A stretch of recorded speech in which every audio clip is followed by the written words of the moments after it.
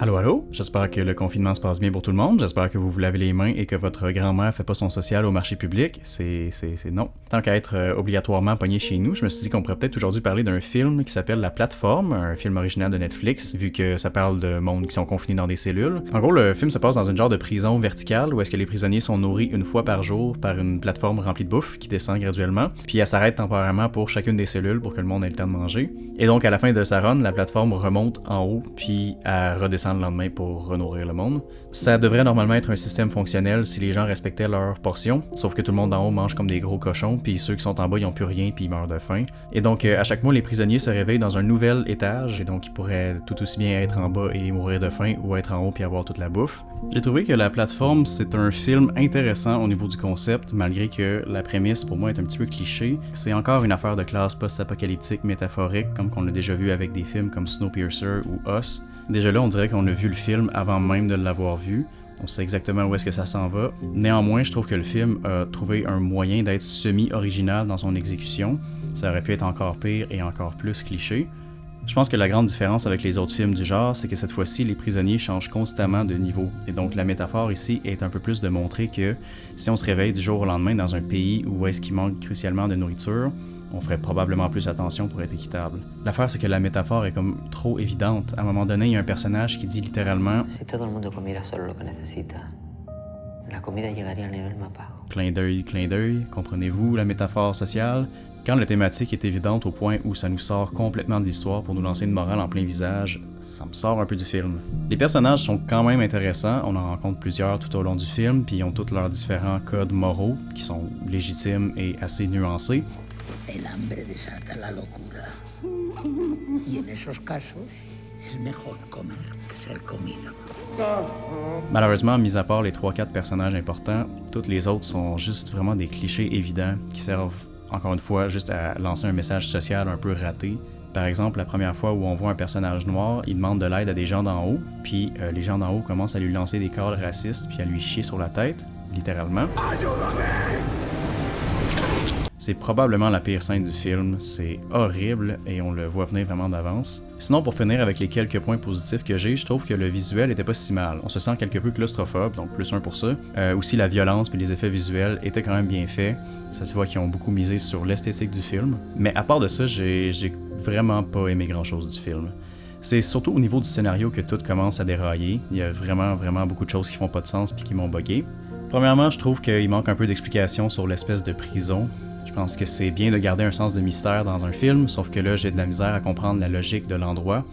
Si j'ai bien compris, c'est censé être une prison, mais par contre, il y a des gens qui peuvent venir volontairement. Donc, c'est le cas pour le personnage principal qui arrive dans la prison sur base volontaire. C'est une prison avec des gens innocents et avec des meurtriers psychopathes. C'est un peu bizarre. Mais bon, jusque-là, ça va, je comprends, c'est correct. Ce que je comprends pas, c'est que les prisonniers peuvent tous apporter un objet de leur choix, n'importe quel. Donc il y en a qui ont des guns, il y en a qui ont des sabres de samouraï, puis clairement tout le monde peut s'entretuer très facilement. Il y a aussi un trou géant au milieu des cellules où les gens peuvent très facilement se jeter en bas pour se suicider. Je comprends que c'est un film de science-fiction dans un futur inventé, sauf que me semble que c'est un peu drôle qu'il ait inventé une prison où tout le monde peut se tuer ou se suicider sans surveillance. Ça défait un peu le principe d'une prison où est-ce que tu es censé purger ta peine et devenir quelqu'un de meilleur.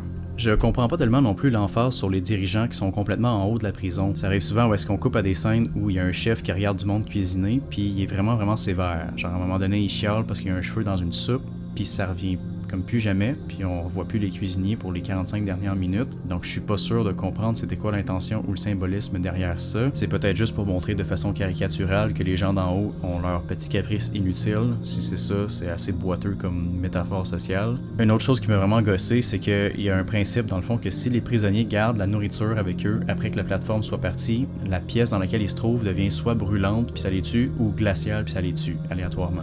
La comida solo nos pertenece mientras la plataforma está en nuestro nivel. Y si se queda con algo, la temperatura irá subiendo hasta quedar... Sauf que c'est un petit peu douteux comme logique, parce que, bon, premièrement, comment est-ce que ça fonctionne vu qu'il semble pas avoir aucune caméra ou aucune surveillance?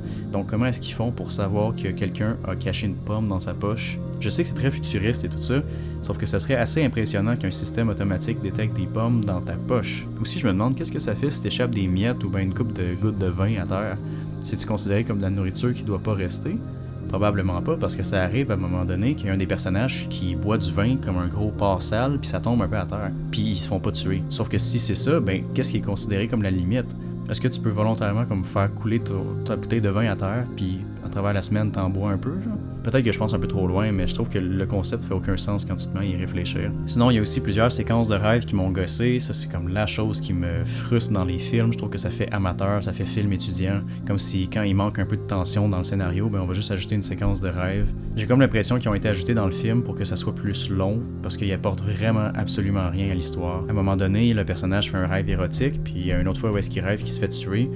Mais il y a absolument rien de tout ça qui arrive. Ça fait pas évoluer le personnage, ça fait pas évoluer l'histoire. Il y a aussi des rêves prémonitoires, genre qu'à un moment donné, le personnage principal, il rêve qu'il va se réveiller au 6e étage, puis quand il se réveille, comme par magie, il est au 6e étage. Est-ce que c'est un devin? Je sais pas. Il y a aussi le cliché horrible que je pensais qu'on avait passé à autre chose, mais ça a l'air que non.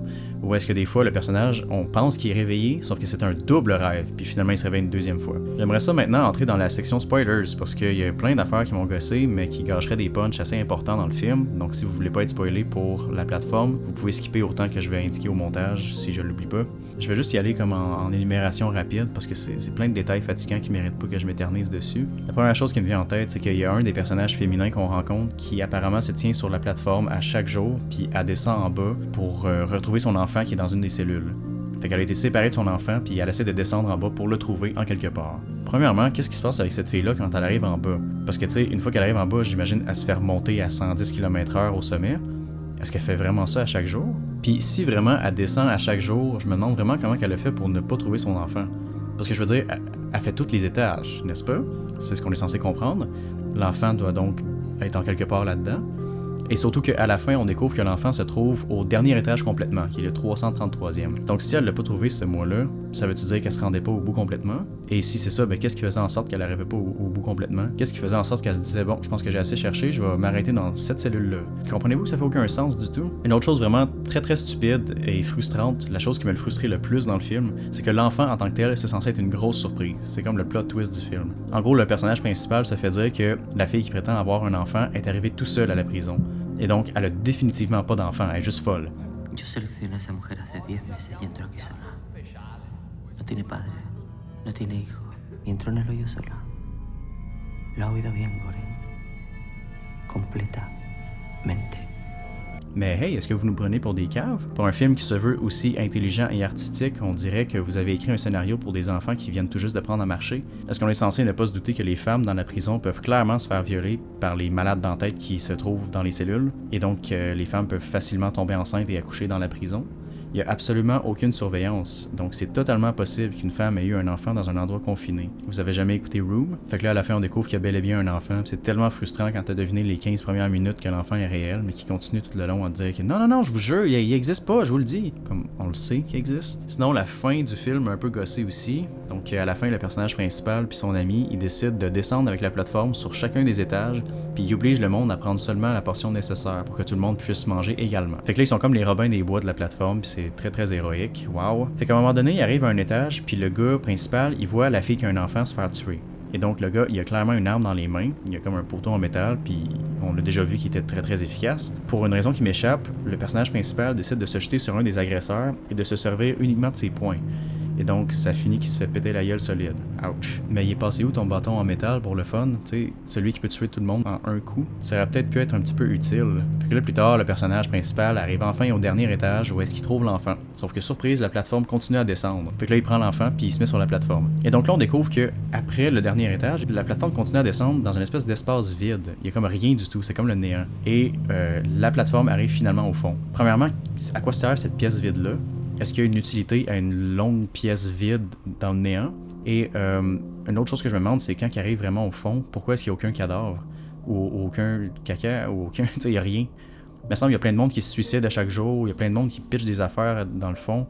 Il me semble que ça devrait être comme une soie à cochon. Puis pourtant, c'est super propre. Est-ce que c'est un espace métaphorique? Donc finalement, le gars décide de débarquer de la plateforme parce qu'il veut, je sais pas, il veut se laisser tuer pour aucune raison autre que c'est censé être le personnage principal héroïque. Fait qu'il laisse la petite fille remonter parce qu'apparemment c'est elle le message. Dans le fond, il répète constamment dans le film que la fille est le message puis que c'est vraiment important puis ça va changer les choses. Sauf que je comprends pas ce que c'est censé vouloir dire. La fille va arriver au sommet, Puis là, ben, les surveillants vont la voir, puis ils vont se dire « Ah, c'est weird, il y a une petite fille qui est remontée, c'est spécial. » Mais qu'est-ce qu'ils s'attendent qui va arriver après? Est-ce qu'on est supposé croire qu'ils vont libérer tous les prisonniers juste à cause de ça? J'ai aucune idée, mais apparemment c'est super important. Je sais pas pourquoi. Fait que finalement, la dernière chose qui m'a gossé, c'est que la petite fille adore sur une plateforme qui monte probablement à 100 km/h minimum, puis elle reste dans le sommeil le plus profond que j'ai vu de ma vie. Encore une fois, pour un film qui se veut aussi intelligent et important, je me demande pourquoi ils se sont pas dit que la fin était absurde à un niveau que ça devient une comédie. Dans quel monde est-ce qu'une petite fille se réveillerait pas dans cette situation-là? En tout cas, fait qu'il y a sûrement comme 1000 autres affaires que j'ai oublié de mentionner parce que le scénario est vraiment rempli de failles assez monstrueuses. Plus qu'on y pense, puis plus qu'on réalise que c'est de la merde. Ultimement, c'est vrai qu'il y a beaucoup de mes arguments qui peuvent être considérés comme des détails ou des petits problèmes dans le scénario qui sont pas si graves que ça. Sauf que quand on commence à les accumuler, on se rend comme compte assez rapidement qu'il y a vraiment des grosses lacunes au niveau de la logique et de la qualité du film. Il y a plusieurs idées qui sont lancées mais qui aboutissent vraiment nulle part. Par exemple, il y a beaucoup de métaphores sur la religion, puis sur le racisme, sur les classes sociales, et plein d'autres affaires qui sont majoritairement explorées en survol, puis qu'il y a vraiment pas grand chose de brillant là-dedans. Le film il est pas épeurant, il est pas choquant comparé à d'autres films comme Décadence, il fait pas réfléchir autant que des films comme Snowpiercer. En fait, il fait pas grand chose de spécial. C'est juste comme un choix pas pire quand t'as rien d'autre à faire puis que tu cherches d'être un petit peu diverti. Par contre, ce qui me bug un peu, c'est que le film se veut très très intelligent puis au-dessus de la moyenne des films bof de Netflix, mais au final, il est juste basic puis il fait pas réfléchir pendant tout. C'est des choses qu'on sait déjà, on est conscient de ça. Fait que j'y donne un 5 sur 10. J'ai pas tant aimé ça, mais vous pouvez l'écouter si ça vous tente. Je serais curieux d'entendre l'opinion divergente de d'autres personnes. Peut-être que c'est moi qui est dans le tort, je suis peut-être juste un vieux sénile qui fait juste chialer tout le temps pour rien. Sinon, ben, j'espère que tout le monde va bien, j'espère que vous restez chez vous, puis je vous souhaite d'écouter des films puis de vous amuser. Fait que c'est ça. Bye!